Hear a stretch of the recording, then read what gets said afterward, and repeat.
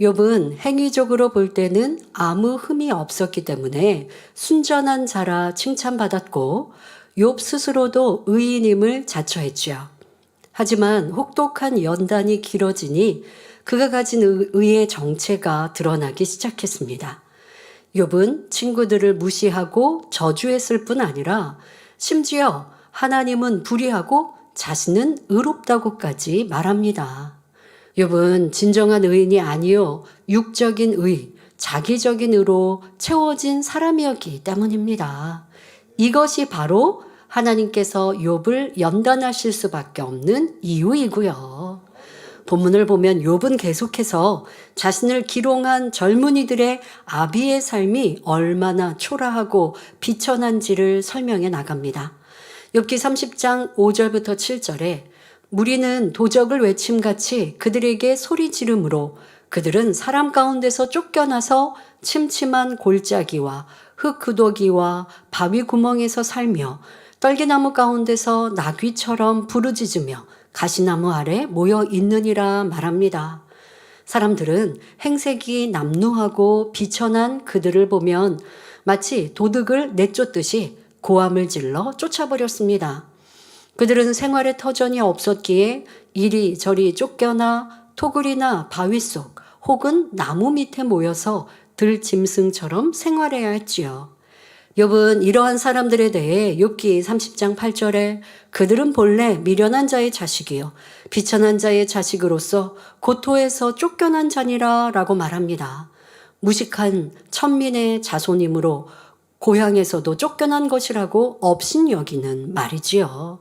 사실 누가 이런 삶을 살고 싶어서 살겠습니까? 하나님 말씀에 내 이웃을 내 몸같이 사랑하라고 하셨으니 우리는 소외된 사람들을 볼 때 불쌍히 여길 수 있어야 합니다. 그러므로 우리는 영적으로든 육적으로든 빈궁한 사람을 불쌍히 여길 수 있어야 합니다. 돈과 명예, 권세가 있는 사람이라도 하나님을 믿지 않아 지옥을 향해 가고 있다면 그는 영적으로 빈궁한 사람이니 긍휼히 여길 수 있어야 하지요.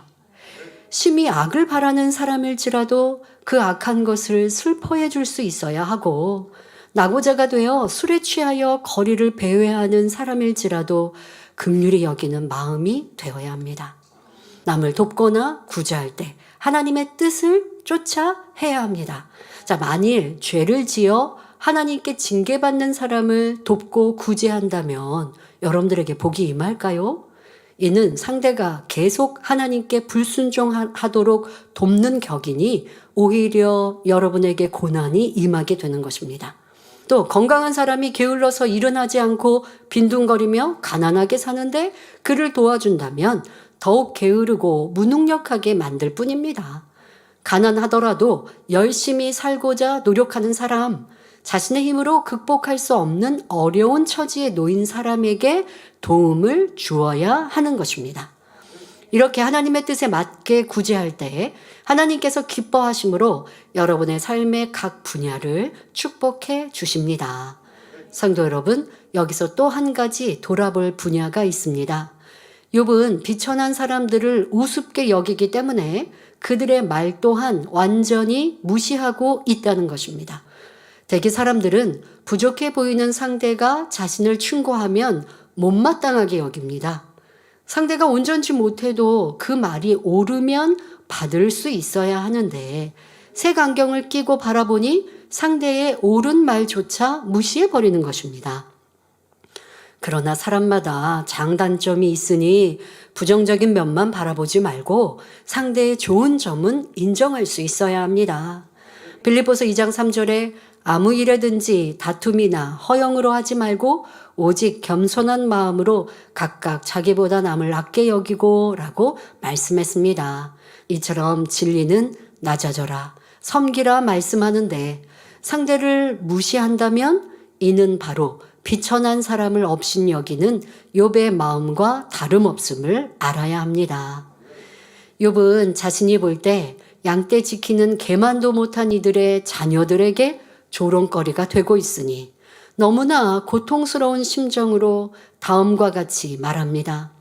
욥기 30장 9절 10절에 이제는 내가 그들의 노래가 되며 그들의 조롱거리가 되었고 그들은 나를 미워하여 멀리하고 내 얼굴에 침뱉기를 주저하지 아니하나니 합니다. 그들의 노래가 되었다는 것은 쉽게 말하면 아이들이 누군가를 놀릴 때 얼레리 꼴레리 아무개는 이렇게 하는 노랫가락을 붙이는 것처럼 웃음거리가 되었다는 것입니다. 게다가 그들이 욥을 미워하고 멀리하며 얼굴에 침까지 뱉으니 욥은 너무나 참담한 심정으로 한숨 짓고 있습니다. 그러나 욥이 온전한 진리의 사람이었다면 모든 괴로움을 사랑으로 감당할 수 있었을 것입니다. 성경을 보면 모세, 엘리야, 다니엘과 그의 세 친구, 스데반 집사, 사도 바울 등 믿음의 선진들은 어떤 시험과 어려움을 만나도 하나님을 사랑하는 마음이 변치 않았습니다. 그리고 자신을 핍박하는 사람들을 용서하고 그들을 위해 기도했으며 모든 고난을 믿음으로 승리하여 하나님께 영광을 돌렸지요.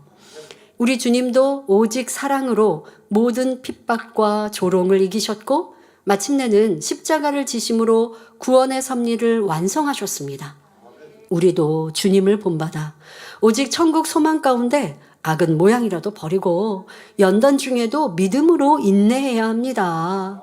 이어지는 본문을 보면 욥기 30장 11절에 이는 하나님이 상대가 계속 내 줄을 늘어지게 하시고 나를 곤곡해 하심에 무리가 내 앞에서 굴레를 벗었음이니라 말합니다.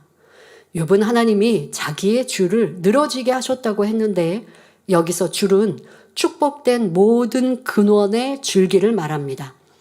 흔히 세상 사람들이 하는 말 중에 누구와 연줄이 닿았다, 연줄을 댄다, 누구는 연줄로 회사에 들어왔다 라는 말이 있습니다.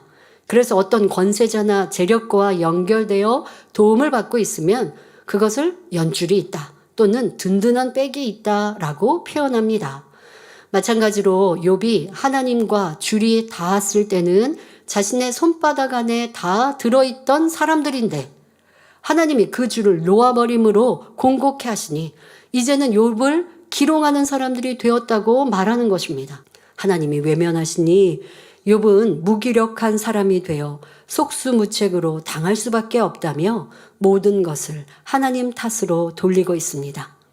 욥은 하나님께서 축복 주시기 위해 연단하고 계심을 아직도 깨닫지 못하고 있으며 오히려 하나님이 축복의 줄을 놓아버렸기 때문에 자신이 고통 속에 있다며 하나님을 원망하고 있습니다. 욥의 이러한 모습은 진리로 비춰볼 때 전혀 합당치 않습니다. 하지만 우리는 욥이 왜 이처럼 괴로워하며 그 마음을 처절하게 토설하고 있는지 이해할 수 있어야 합니다. 가난했던 사람이 갑자기 부자가 되면 잘 살지만 부자가 갑자기 가난해지면 견디지 못한다는 말이 있습니다. 욥은 과거에 누렸던 부와 명예, 평안과 축복이 송두리째 무너졌을 뿐 아니라 자신을 섬기고 따르던 사람들로부터 손가락질을 당하니 이 상황을 견디기가 어려웠던 것입니다. 혹 여러분 주변에도 뜻밖의 어려움을 만나 절망에 빠진 이들이 있다면 먼저 그 입장에서 이해해주고 위로해 주시기 바랍니다. 그리함으로 상대의 마음 문이 열린 다음에 자녀를 사랑하기 때문에 연단하시는 하나님의 사랑에 대해 깨우쳐주고 진리로 권면한다면 상대가 그 말씀 안에서 힘과 소망을 얻을 수 있는 것입니다. 욥은 계속해서 절규하듯 자신이 당하는 고통을 호소합니다. 욥기 30장 12절 13절에 그 낮은 무리가 내 우편에서 일어나 내 발을 밀들이고 나를 대적하여 멸망시킬 길을 쌓으며 도울 자 없는 그들이 내 길을 헐고 내 재앙을 재촉하는구나 말합니다. 욥은 앞서 자기를 기롱하는 젊은이들의 아비를 자기 양떼 지키는 개만도 못하다고 평가했습니다. 그러니 여기서도 그들을 향해 그 낮은 무리라 라고 높다 낮다 해서 그 낮은 무리라고 서슴없이 표현하고 있습니다. 비천한 그들이 자기를 넘어뜨리고 대적하여 파멸의 길로 이끌며 재앙을 재촉하는데도 이를 막을 자가 없다고 말합니다. 욥은 계속해서 남의 탓을 하고 있는 것입니다.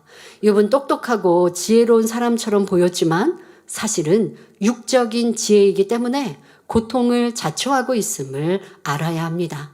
그러면 영적인 지혜를 가진 사람이라면 욥과 같은 상황에서 어떤 모습으로 나오겠습니까?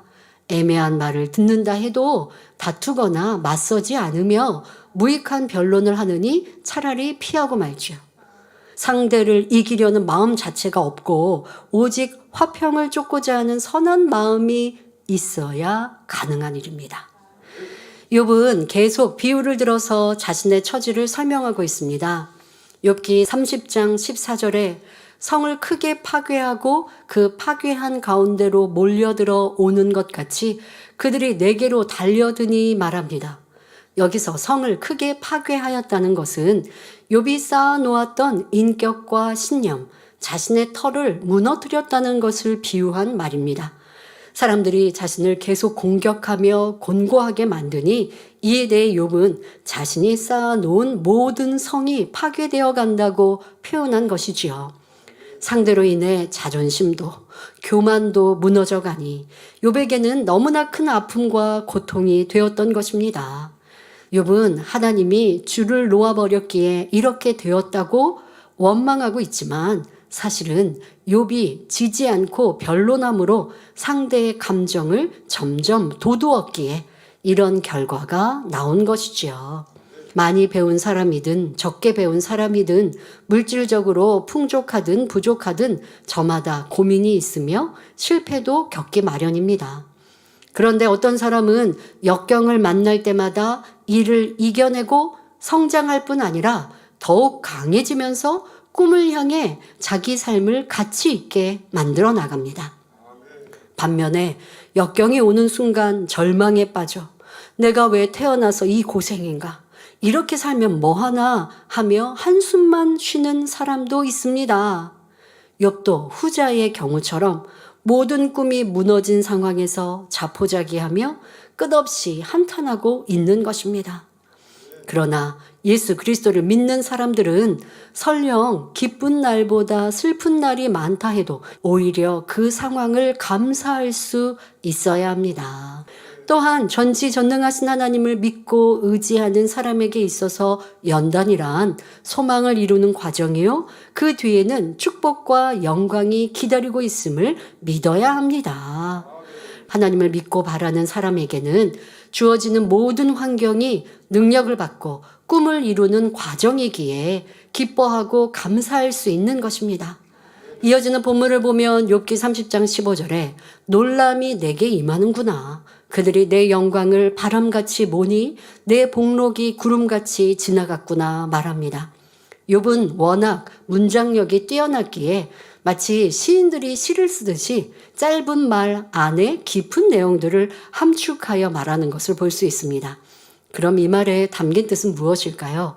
지금 욥의 마음은 기쁘고 행복한 것이 아니라 몹시 괴롭고 슬픈 상태입니다. 그러니 마치 바람에 구름이 밀려가듯 욥의 영광과 복록이 순간에 사라지고 말았음을 비유들어 말하고 있는 것입니다. 욥이 과거를 돌아보니 자신이 영광을 받았던 시절은 아주 짧은 순간에 불과하다는 것을 표현하는 말이지요. 그러나 주를 믿는 성도들은 짧은 인생을 한탄할 이유가 없습니다. 잠깐의 인생을 마친다 해도 다시 영원한 삶이 시작되기 때문입니다. 이를 믿는 사람은 이 땅에서 자신에게 주어진 짧은 시간 동안 하늘의 영원한 삶을 준비합니다. 그러므로 이 소망 가운데 모든 연단을 값지게 받아서 하나님께서 진정 원하시는 참 자녀가 되어 천국의 가장 아름답고 영광스러운 처소인 새 예루살렘에 이르시길 바랍니다. 욥은 지난날 자신이 도와주었던 사람들이 손가락질을 하며 비웃으니 괴로움을 견디지 못하며 그들의 비천함을 낱낱이 밝혔습니다. 여전히 자신의 잘못은 하나도 없고 남의 탓으로만 돌리며 하나님을 원망했지요. 이처럼 자신의 잘못을 덮어버리려 하고 환경 탓, 남의 탓을 하는 사람은 신앙의 성장도 더딜 수밖에 없습니다. 문제를 내 탓으로 돌리고 겸손히 하나님께 기도할 때 성령의 도우심 가운데 나의 부족함을 발견하여 영적인 발전을 이룰 수 있는 것입니다. 혹여 여러분 안에는 남의 탓하고자 하는 마음은 없는지 항상 진리인 하나님 말씀으로 자신을 비추어 보시기 바랍니다. 그리하여 여러분에게 허락된 모든 환경마다 변화와 발전의 기회로 삼아 더 신속히 영적인 성장을 이루시기를 주님의 이름으로 축원합니다.